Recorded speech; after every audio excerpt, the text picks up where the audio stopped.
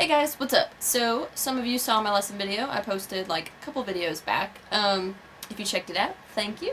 It was fun. It was a good experiment. I got some good feedback. But I did get a lot of people asking about the basics of like my tapping style and how I do what I do. So I thought I would give you 3 tips on how I tap. Tip number 1. I personally love active pickups because it's almost like having a built-in compressor. So this isn't as much of a tip as it just is information. I use and have always used active pickups because I think they hold the sustain out longer than passive pickups. Because I found like when I'm playing guitars with passive pickups, if I hit, no matter how hard I hit, the note will have really good attack, but it just kind of dies out, which makes it really difficult to get consistent, full-sounding tapping parts. And I'm not just talking about, like, you know, the whole, like, Eddie Van Halen thing. Like, if you're trying to do whole melodic runs, having sustain really helps.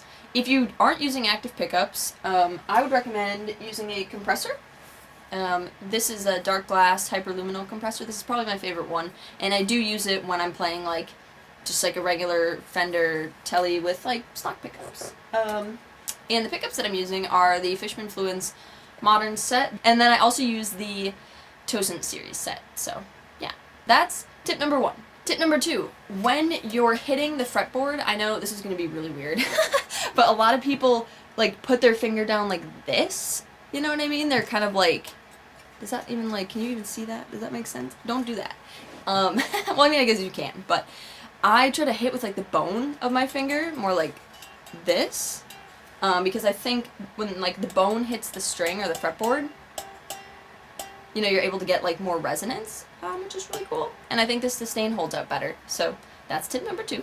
Tip number 3. So a way to practice this and practice kind of branching out with your tapping technique is to try playing something that isn't meant to be tapped, and just figure out if you can tap it.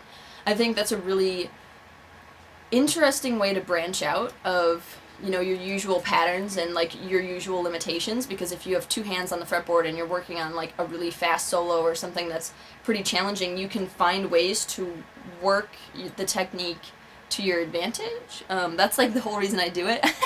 I like didn't plan on like developing or working on a tapping technique. I just sucked, like, straight up. So the only reason I tap is because it's way easier. Like, I can sit there and do this for like years. Sometimes if you're sitting there and you're like running crazy solos and stuff, like, it'd be like, argh. So yeah, that's tip number 3. Sorry for the short video this week, you guys. I'm still grinding out that February album month thing. It's gonna be February / the beginning of March album month, I guess. So, because now I'm like really stoked on it and I want to get it done and do it well.